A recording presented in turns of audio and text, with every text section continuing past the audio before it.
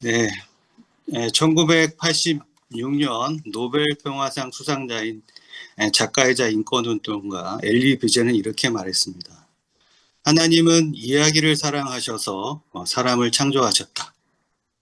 오늘은 제 이야기를 들려드리겠습니다. 제 나이는 올해 53살이고요. 집은 도남동 아리랑고개에 있습니다.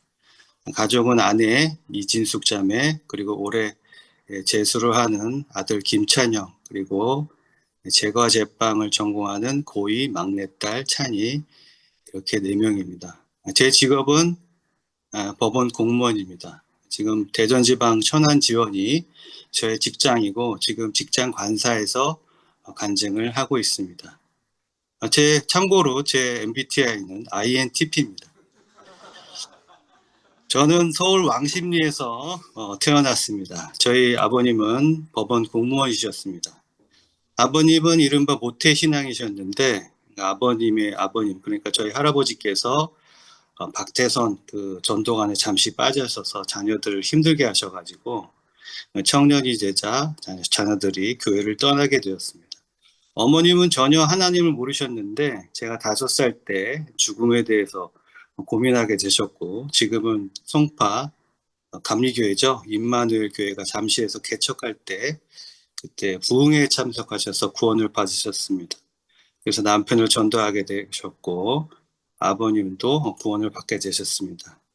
그때부터 부모님은 교회 생활을 굉장히 열심히 하셨고 저도 어릴 때부터 교회에서 아주 모범적인 아이로 자랐습니다. 여름 성경학교에서 상이라는 상은 다 씹스럽고 학생회에서 임원도 맡기도 하고 아주 반듯한 모범생이었습니다. 또 제가 중학교 때 어머님이 소명을 받으셔서 사당동 총회신학을 다니셨고 여전도사로 일하셨습니다. 아버님도 장로교회에서 장로로 봉사하셨습니다. 아버님이 영화를 좋아하셔서 제가 어릴 때부터 영화를 즐겨보았는데 고등학생 때 사람들에게 감동을 주는 영화 감독을 하고 싶어서 영국 영화과에 가려고 했습니다. 근데 그때 대학 교수였던 고모부가 영화 기술은 나중에 배워도 되니까 인문학 그리고 사람을 배워보라 하셔서 평소에 그 윤리, 철학에 관심이 많이 있었는데 철학과로 대학을 가게 되었습니다. 대학에 들어가서 이제 동아리에 들어가게 됐는데 독일 번역극을 주로 올리는 연극 동아리에 들어가서 연극에 빠지게 됩니다. 졸업할 때까지 한 10편의 연극에 배우 연출을 했습니다. 철학, 연극, 또 학생, 데모 이런 거 하면 빠질 수 없는 게 있죠. 술입니다. 연극과 술에 빠져 살았습니다.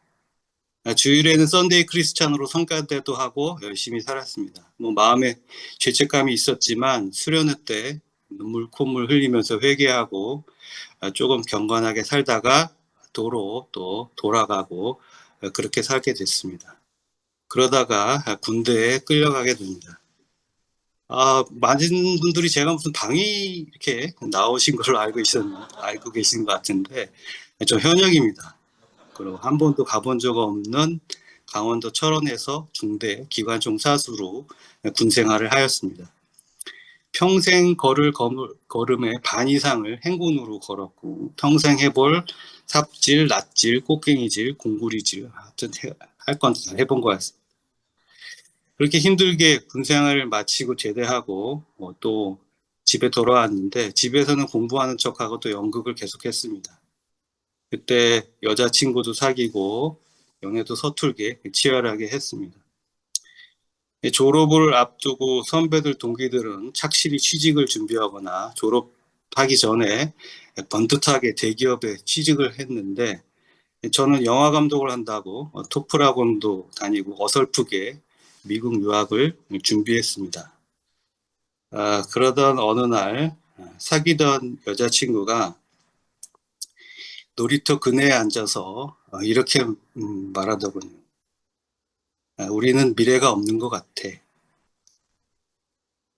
제 귀에는 너는 미래가 없어 로 들렸습니다.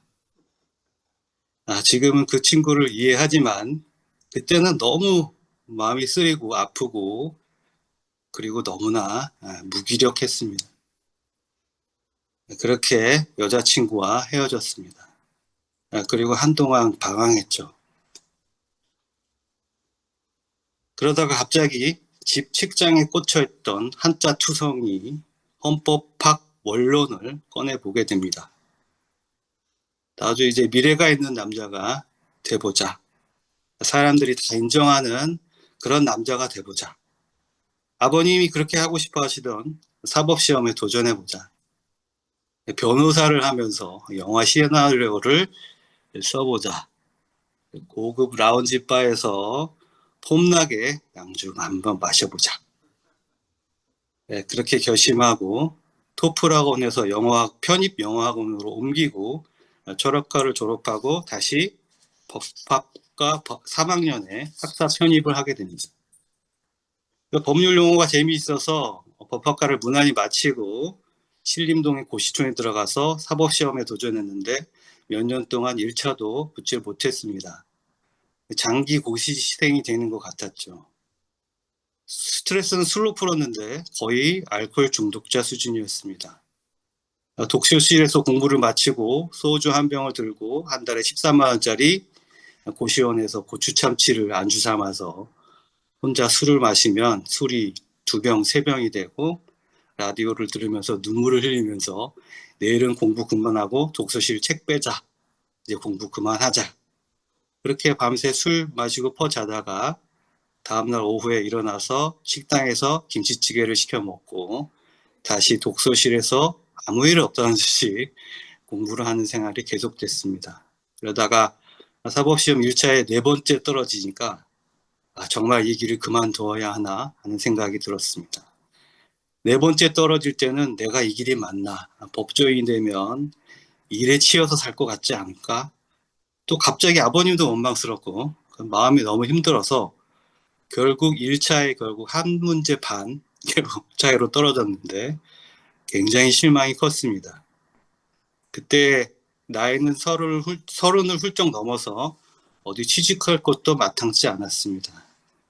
그런데 교회에서는 오래전부터 왜 그런지 모르겠지만 제가 목사를 하면 잘할 것 같다는 이야기가 있었고 부모님도 간혹 말씀하시기도 했는데 전 어릴 때부터 보아왔던 목사가 그렇게 존경스럽지는 않았기 때문에 그때는 집안에서 공부는 못하고 다른 재주가 없으면 목사를 한다는 그런 말들이 많이 있었습니다. 별 관심이 없었습니다. 그런데 계속 떨어지는 상황이 되니까 목사에 대해 계속 고민하게 되었습니다. 그러다가 어느 날 밤에 하나님, 제가 목사를 하더라도 최소한 고시 1차에는 합격해야 할 말이 있지 않겠습니까? 라는 말씀을 드렸습니다. 그리고 그런 기도를 했던 것 같습니다. 그래도 아무래도 사법시험은 길이 아닌 것 같아서 시험 과목이 비슷한 법원 사무관을 뽑는 법원 행정고시를 준비하게 됐습니다.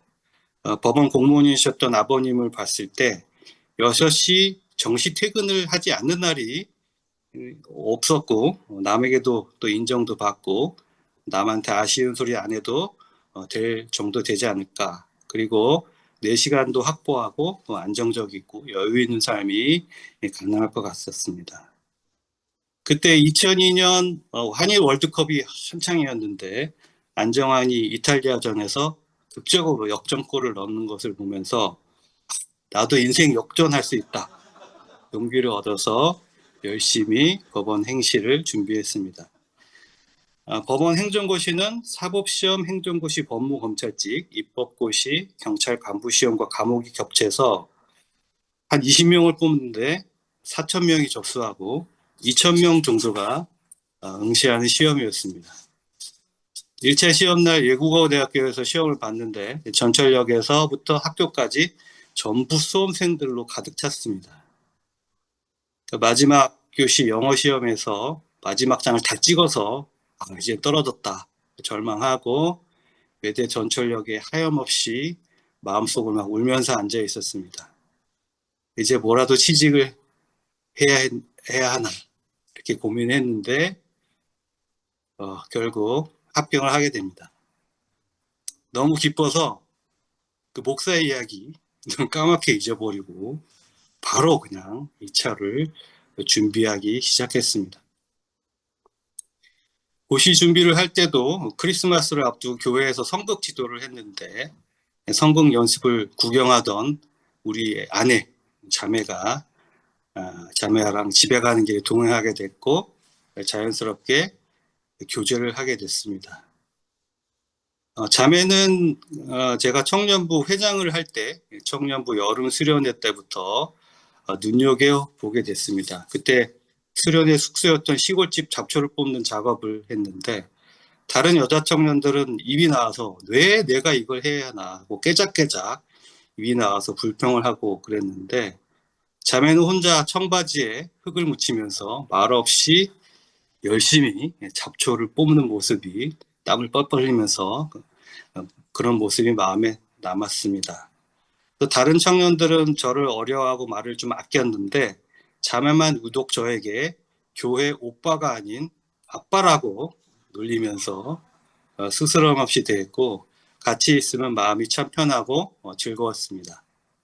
그렇게 만나 짧게 교제를 했는데 자매는 자기가 다니던 그 가죽 제품 만든 쌈지 디자이너였는데 그것을 그만두고 프랑스 유학을 떠났습니다. 저는 신림동에 남아서 행시 2차를 준비했죠. 그 기간 동안에 자매와 시간을 정해서 PC방에서 화상 통화를 하면서 교제를 했습니다. 제 2차 시험 준비도 참 어려웠습니다. 아침에 세수를 하면 코피가 나서 세면대가 뻘겋게 될 때도 있고 너무 앉아만 있어서 변기도 새빨갛게 온통 피바다가 될 때도 있었습니다. 고시 식당 아주머니가 학생 옷 뒤집어 입었어 할 때도 있었습니다. 아무튼 1년 동안 전력을 쏟은 끝에 결국 최종 합격할 수가 있었습니다. 고시에 합격하자 세상이 다르게 변했습니다. 당시 공무원 인기가 치솟기 시작할 때여서 공무원 교육원에서 교육을 받으면서 공무수행 버스를 타고 창밖을 볼 때 자부심이 하늘을 치솟을 듯 했습니다. 은행 직원이 교육원에 와서 마이너스 통장과 신용카드를 만들어주자 꺼져가는 모닥불에 석유를 부은 것 같이 몸이 원하는 대로 세상으로 달리기 시작했습니다. 저희 동기들도 소수 정예 술꾼들이었기 때문에 하루가 멀다 하고 술을 마셨습니다. 마음에 죄책감은 있었지만 어려서부터 믿음의 가정에서 열심히 신앙생활을 한 결과 하나님께서 복을 주신 것이라고 생각했기 때문에 큰 고민은 없었습니다. 교육기간 동안에 유럽에서 해외 연수를 나가게 돼서 자매와 파리에서 만나기도 했고 집안에서도 결혼을 재촉하셔서 자매가 학교를 일찍 마치고 귀국하게 해서 결국 결혼을 하게 됩니다.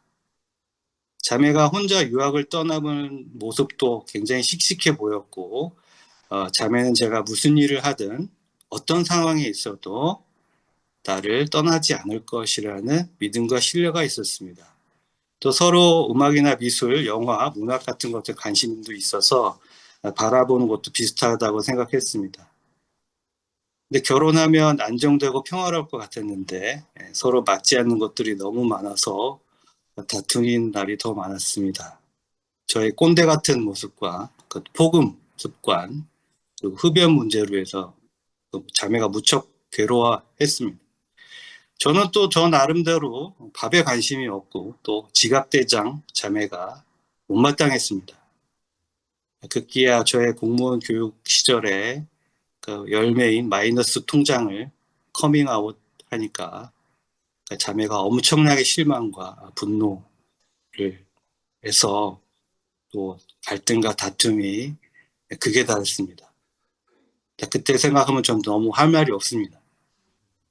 그때는 괴로워서 출근하는 지하철에 몸을 던지고 싶을 정도로 괴로운 날도 있었습니다.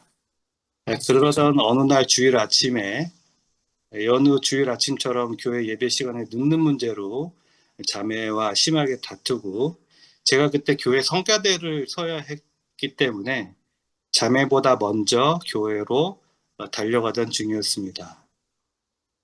그런데 그 길에서 갑자기 제 자신이 너무나 더럽고 추하다고 느껴졌습니다. 제 자신이 너무 더러워서 당장 길이 꺼지고 하나님이 나를 지옥불로 태워버리셔도 너무 정당하고 정의롭고 나는 전혀 할 말이 없다는 생각이 저를 압도했습니다. 나는 이제 완전히 망했다. 눈앞이 캄캄해졌고 다리에는 온몸이 힘이 풀리고 진땀이 났습니다. 어떻게 교회에 왔는지 기억이 잘 나지 않을 정도였습니다. 겨우 힘을 내서 성가대석에 앉아서 찬송을 불렀는데 귀중한 향유를 주께 드린 막달라 마리아 본받아서 찬송을 부르는 순간 눈물이 걷잡을 수 없이 터져 나왔습니다. 그리고 기도를 드리는데 눈으로 본 것은 아니지만 예수님의 얼굴이 마음에 보였습니다. 오랜 시간 입술로 고백하고 믿는다고 생각했지만 그때서야 예수님이 마음으로 믿어졌습니다. 그때가 2005년 겨울이었습니다. 그렇게 예수님을 뵌 후에 모든 찬송가 가사가 제 이야기였고 하나님 말씀이 다 저를 향한 것이었습니다. 세상을 향해 불태우고 갈팡질팡하던 인생의 목적이 분명해졌습니다. 그것은 예수 그리스도를 높이고 전하며 진리의 말씀을 배우고 가르치는 것이었습니다. 성경에 관심을 쏟기 시작했고 성경만 읽고는 모르는 부분이 많아서 어머님이 보시던 신학책, 장로교나 개혁파 신학책들과 그 목사님들이 쓴 책들이 있어서 그 책들을 읽기 시작했습니다. 그러면서 신학 공부 또 목사에 대한 열망이 생겼고 장로교 신학교 입학을 알아보기도 했습니다. 고려 신학대학원, 달라스 신학교, 미국 신학교들도 생각해 봤지만 아내의 공감과 지원 없이 저 없이 혼자만의 열정만 가지고 힘든 일이었습니다. 갑자기 직장을 그만두고 신학교에 가고 싶다는 저의 말은 당시 아내에게는 커다란 충격이었고 부부 갈등만 악화될 뿐이었습니다. 결국 틈틈이 신학책들을 보면서 혼자 공부를 했습니다. 그리고 회심하고 난 후에 장로교회에서 금과옥조로 여기는 11조 제도가 마음에 걸려서 율법과 복음에 관한 책들을 중고 서점까지 다 뒤져가면서 구입해서 읽었고 교회 개혁 카페인 숭사리 교회 개혁 포럼이라는 인터넷 카페 한 4,000명 되는데 거기에 가입해서 율법과 복음에 관한 글들을 읽었습니다. 근데 개혁파 신학자들은 십자가에서 폐하해준 율법은 제사법 등 의식법이고 도덕법은 폐하거나 마치지 않았다라고 하든지 율법이 여전히 또는 변형돼서 신자의 생활 규칙으로 작용한다고 말하고 있었기 때문에 저도 그 율법을 지켜서 하나님께 인정받기 위해서 나름대로 노력을 기울였는데 계속 실패했습니다. 지키며 지키려 할수록 율법은 더욱 저를 얽매고 조이고 절망하도록 해서 평안할 수가 없었습니다. 하나님 앞에 제대로 설 자신도 없었습니다. 그러던 중에 FF 브루스 교수, 이 교수님은 나중에 모임에 나온 후에 이게 모임 형제님이셨음을 제가 알게 됐습니다. 그 FF 브루스 형제님의 책 바울이라는 책에 율법이 할 수 없는 그것이라는 챕터에서 로마서 10장 4절 그리스도는 모든 믿는 자에게 의를 이루기 위해 율법의 마침이 되시니라는 말씀이 번쩍 깨달아졌습니다. 율법의 마침은 제사법이나 의식법 등 일부분의 마침이 아니라 율법 전부의 마침이고 도덕법이든 규칙이든 그리스도인의 자유를 방해하는 그 어떤 율법도 다 마치게 되었다는 것을 깨닫게 되었습니다. 그 후로 말씀들이 깨달아지기 시작했습니다. 히브리서 말씀과 같이 십자가에서 예수님은 과거의 죄나 죄의 일부가 아닌 인류의 죄, 모든 죄 전부를 단번에 영원히 속죄하심으로써 죄와 사망으로부터 사람에게 완전한 해방을 주셨음을 깨닫게 되었습니다. 더 하나가 예수 그리스도를 믿음으로 말미암아 의롭다 하심을 받아 구원을 받은 사람은 그 마음에 하나님의 사랑이 부어져 하나님과 이웃을 사랑하게 되므로 율법을 성취하고 나아가 사랑의 법, 그리스도의 법을 성취한다는 사실을 알게 되었습니다. 그때서야 비로소 평안과 구원의 확신이 찾아왔고 안도감과 해방의 기쁨을 가지고 나름대로 율법과 복음에 대한 정리를 할 수 있었습니다. 그래서 율법과 복음을 정리한 글의 검증을 위해서 아까 인터넷 카페에 숭사리에 율법과 복음이라는 글을 올려 호응을 얻기도 했습니다. 그 무렵 제가 다니던 장로교회에서 11조 문제로 부목사님들하고 논쟁이 있었는데 논쟁다운 논쟁도 되지 않고 또 다른 교인들은 아무런 관심조차 보이지 않아서 더 이상 의미가 없다고 생각하고 28년간 다니던 장로교회를 나오게 되었습니다. 그 후에 바른 진리, 바른 복음이 있는 교회를 찾기 시작했고 교회 소개를 부탁하면서 카페에 글을 올렸는데 당시 카페 회원이셨던 강석교회 형제님께서 분당 북북교회를 소개해 주셔서 2009년에 분당 북북교회에 처음으로 방문하게 됐습니다. 아내와 함께 복음 상담을 받고 아내가 함께 복음을 깨달은 날, 그때 저희 부부를 묶어 놓았던 잔인한 올무가 벗겨진 것처럼 참 자유와 해방을 느낄 수 있었습니다. 아내와 함께 침례를 받았고 그렇게 모임 생활을 시작했습니다. 저희 가정도 열어서 가정 모임도 가지며 형제자매들과 교제를 나누기도 했습니다. 그렇게 지내다 보니까 모임에서도 그 성경을 영해하는 그런 문제가 있었고 11조에 대해서 지나치게 영해를 하거나 지나치게 큰 의미를 두고 있는 모습들을 보게 돼서 안 되겠다 싶어서 그 숭사리 카페에 올리던 글과 율법과 복음에 관한 글을 정리해서 자비로 11조에 대한 성경적 답변서라는 책을 내게 됩니다. 안 팔릴 줄 알았는데 2쇄까지 찍게 되었고 그것도 품절이 돼서 뭐 찾는 독자가 있어서 서점에 요구를 해서 다시 책을 찍어 납품을 하게 됩니다. 지금은 뭐 오래돼서 더 이상 책을 찍지 않습니다만은 뭐 책을 정말 꼭 읽어 보시겠다는 분은 저에게 말씀해 주시면 책을 드리도록 하겠습니다.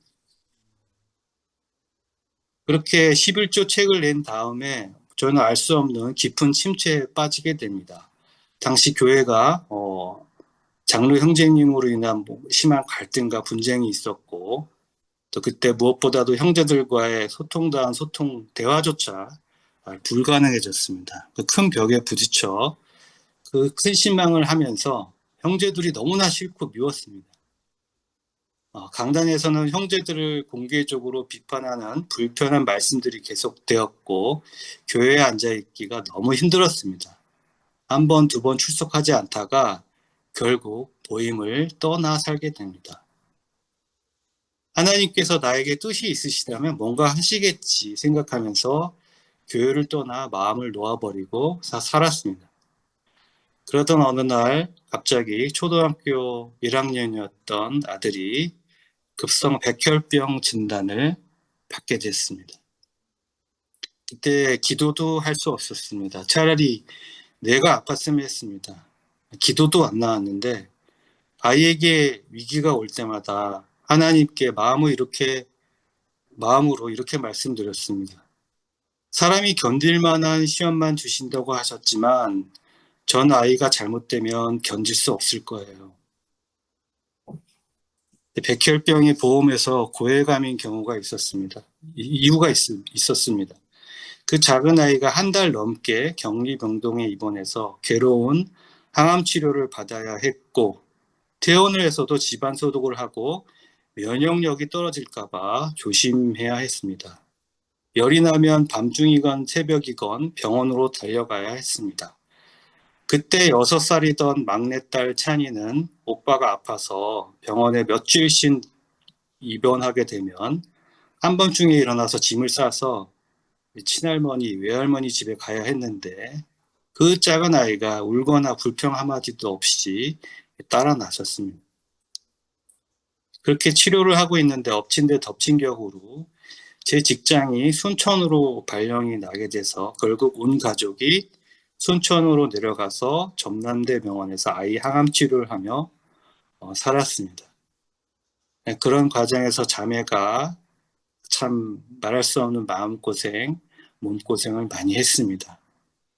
저는 하나님에 대해서 완전히 손을 놓고 신학책을 다 팔아버리고 낚싯대를 사 낚시를 다녔습니다. 참 저도 왜 그렇게 마음을 놓았는지 모르겠습니다.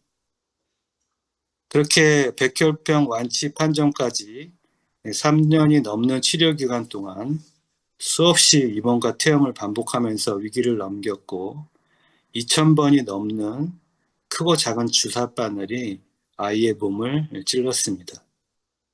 2년 동안 그렇게 순천 생활을 하고 다시 분당의 집으로 돌아오게 됩니다. 그러다가 결국 그런 과정들을 통해서 하나님은 삶과 죽음을 정하시고 세상 모든 일을 빠짐없이 주관하시며 히브리서 말씀과 같이 자녀를 아픈 매로 징계하시고 바닥까지 낮추시면서 마음을 되돌리시는 아버지 하나님을 결국 깨닫게 됐습니다. 히브리서 12장 8절 말씀, 징계는 다 받는 것이거늘 너에게 없으면 사생자요 친아들이 아니니라. 결국 그런 어려움들을 겪고 아이가 치유되면서 다시 모임으로 돌아오게 되었고 아이가 치료를 받는데 기도와 도움을 주셨던 임채만 형제님이 계신 분당 북부교회에서 분가한 경기 광지교회에 몸담게 되었습니다. 그렇게 모임에 다시 나와서 낮은 마음으로 있는 듯 없는 듯 섬기려 했는데 학생부 교사를 또 맡게 돼서 학생들을 가르치게 되었습니다. 처음에 회심하고 성경 공부를 시작할 때부터 강단 설교에 관심이 많았고 특히 강해 설교, 또 이야기 설교에 관심이 많았습니다. 예수님처럼 어른이든 아이든 누구든 이야기 속으로 쏙 들어가도록 해서 즐겁게 듣는 그런 설교가 소망이 되었습니다. 그러다가 교회에서 또 선한 사마리안 봉사를 하게 되면서 CTI를 알게 됐고 좀 더 체계적인 공부를 하기 위해서 CTI 사이버 과정을 듣게 되었는데 하루에 2시간 투자하는 게 그렇게 힘들 줄 몰랐습니다. 아무튼 우여곡절 끝에 CTI에서 성경 개요와 세대주의를 공부하면서 정리했습니다. 그렇게 모임 생활을 했는데 또 교회 또 일부 형님들이 또 성경을 영해하는 부분이 있어서 마음에 또 어려움이 있었습니다. 여러 형제들의 권면에도 불구하고 참 소통조차 잘 되지 않았습니다. 또 교회를 이전하고 코로나를 겪으면서 어느 순간부터 형제 회의가 유명무실해지고 앞에선 형제들이 좀 일방통행 모습들 이런 모습들을 보면서 뭐 교회가 뭐 완전한 건 아니지만 세상 모임보다 규모가 좀 없어지고 봄이 되지 못하는 모습들을 일부 보면서 마치 예전에 떠나왔던 교회들의 데자뷰를 보는 것 같았습니다. 매주 교회를 향한 발걸음을 떼기가 너무나 힘들었습니다. 문자적 성경 해석, 귀납적, 객관적 성경 해석을 해야 된다는 외침도 또 형제들이 대화를 하고 소통을 하고 함께 교회를 함께 해야 된다.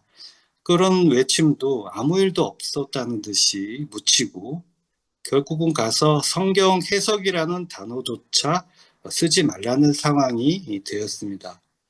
매주 수요 모임에 나와서 형제들이 사례로 성경을 교제할 때는 숨이 막히고 가슴이 답답하고 두근거리 없어 너무나 힘든 상황이었습니다.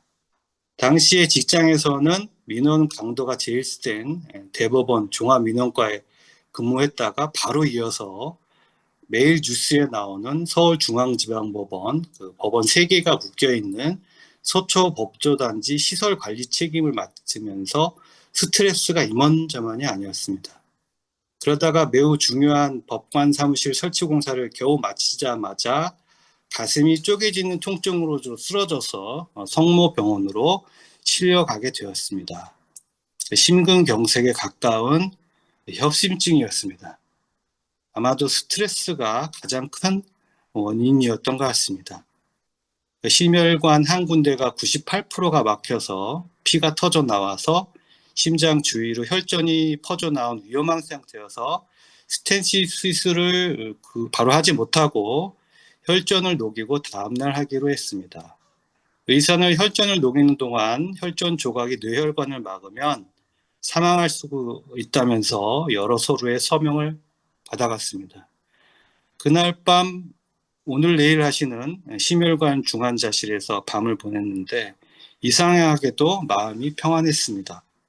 혹시 무슨 일이 있을까봐 자매와 아이들에게 남길 말을 쓰려고 했는데 혈관을 뚫은 손목이 부러진 것처럼 아파서 쓰지 못했습니다. 다음날 무사히 혈전이 녹아서 스텐트 시술을 하게 되었는데 시술방 조명을 비추는 기둥에 제가 회심할 때 보았던 예수님께서 쳐다보시는 것 같았습니다. 또 교회 성도님들의 기도로 인해서 평안함이 온몸을 따뜻하게 감싸고 들어올리는 느낌을 받았습니다. 그렇게 시술이 무사히 끝나고 핸드폰을 켜고 말씀을 읽었는데 그 주간에 읽던 로마서 말씀이 마음에 확 들어왔습니다. 로마서 14장 4절. 남의 하인을 비판하는 너는 누구냐? 그가 서 있는 것이나 넘어지는 것이 자기 주인에게 있음에 그가 세움을 받으리니 이는 그를 세우시는 권능이 주께 있습니다. 주님께서 교회는 당신께서 하시는 일이니까 너는 잠자코 있으라는 말씀으로 들렸습니다. 그 후 교회에서 어떤 판단이나 어떤 목소리도 내지 않기로 했습니다. 그때 힘들 때는 교회의 머리 이신 주님께 더 기도하곤 했습니다. 상황은 나아지지 않고 여전히 어려움이 있었지만 더 말하는 것이 무익하다는 생각도 들었습니다. 하지만 또다시 교회에 앉아있는 것이 힘들었습니다. 형제들이 답답해져 있는 상황이 왔습니다. 일부 형제들과 소규모 교제 정도로 숨통을 트곤 했습니다. 그러던 중에 막내가 도남동에 있는 제가 제빵 학교에 들어가게 되었고 전혀 생각하지도 못한 도남동으로 이사를 오게 되었습니다. 대학로교회는 예전에 분당 북부 모임에서 박근우 형제님과 유일하게 성경에 관해 교제를 나눈 적이 있었고 모임 밖에서도 교회제를 이어갔습니다. 그러면서 그때 2014년인가 박근우 형제님과 또 다른 형제님들이 대학로교회의 부름을 받아서 복수 장로로 세움받는 모습을 보면서 참 보기 드문 참 훌륭한 형제님들이 대학로의 교회에 계시는구나 그렇게 알고 있었습니다. 결국 대학로 교회가 집에서 가깝고 청년 형제 자매들이 많아서 구도자인 저희 아들 찬영이가 구원받는 데 도움이 될 것 같았는데 솔직히 한 가지 걸리는 것은 교회 이전이었습니다. 제 경험이나 여러 소문을 듣기로 교회 이전이나 리모델링을 해서 자자손손 좋은 환경에서 교회를 이어가자는 교회들은 대부분 다 큰 어려움들을 겪는 모습을 보고 또 어려움을 겪었기 때문에 마음에 걸림이 있었습니다. 제가 오래전부터 공부해온 것도 초대교회 때에도 교회가 건물을 가지지 않고 가정교회로 모였고 예배가 공동 식사였던 것을 제가 오랫동안 연구해 왔기 때문에 그 이유도 있었습니다. 그런데 이사를 바로 앞두고 교회를 이전하지 않기로 했다는 말씀을 들었고 또 박근우 형제님께서 성도들의 큰 동요나 실망은 없고 꼭 큰 건물로 큰 교회를 해야 하는 것은 아니라는 말까지 딱 들었을 때 교회 천거의 확신이 들었습니다. 그렇게 해서 대학로 교회에 오게 됐습니다. 참 지금까지 일들을 돌아보면 내가 원하는 것을 쫓아서 참 짐승처럼 살다 죽을 뻔한 사람을 구원해 주시고 또 정말 여러 가지 일들을 통해서 저의 이야기를 채우게 하시고 또 이 자리까지 인도하신 하나님의 은혜에 감사할 뿐입니다. 지금은 이 말씀이 떠오릅니다. 잠언 16장 9절 사람이 마음으로 자기의 길을 계획할지라도 그의 걸음을 인도하시는 이는 여호와시니라. 저는 요즘에 마음에 아무런 계획도 그림도 목표도 없습니다. 그저 주님께서 주시고 보여주시고 이끄시는 대로 그냥 따라가고자 합니다. 대학로 교회에 온 지 몇 달 안 돼서 잘 모르겠지만 대학로 교회가 서로 교제하고 격의 없이 자유롭게 예배하고 성경을 객관적으로 보려 하고 또 자유롭게 토론하고 여러 형제들이 서로 일을 맡아서 규모 있게 일을 하는 모습을 보게 돼서 아주 기쁩니다. 지금은 이제 있는 듯 없는 듯 형제 자매님들을 알아가고 조심스럽게 교제하면서 지내려고 합니다만 마음속에 두 가지 소망이 있습니다. 하나는 아들 찬영이가 구원을 받고 하나님의 자녀로 함께 걸어가고 싶은 소망입니다. 아들이 대학로 교회에 와서 물론 맨날 졸긴 하지만 꼬박꼬박 교회에 나오는 것이 얼마나 감사한 일인지 모르겠습니다. 아픔을 주셨던 만큼 큰 선물도 주님께서 주셨으면 좋겠습니다. 형제 자매님들의 기도와 도움을 부탁드립니다. 또 하나는 제가 살아있을 때 진정 주님이 머리 되신, 주님이 신랑 되시는 교회, 그리고 성도가 주님의 몸을 온전히 이루는 교회를 보고 싶은 마음입니다. 사람의 카리스마로, 꾀로, 힘으로 움직이는 교회가 아니라 사람이 그림을 그리는 교회가 아니라 주님이 머리 되시고 각자에게 나누어 주신 다양한 은사들로 채워져서 결국 하나님께 영광과 찬송을 들려드리는 교회, 그리고 서로 같은 생명과 피를 나눈 평등한 형제로서 자매로서 서로 격의 없이 교제하고 연합하고 정말 사랑하는 교회, 그래서 결국 함께 예수님을 닮고 예수님의 길을 함께 걷는 교회를 보기 원합니다. 많이 길었죠? 죄송합니다. 길었지만 더 요약하기가 힘듭니다. 여기까지 제 이야기를 마치겠습니다. 오랜 시간 들어주셔서 감사합니다.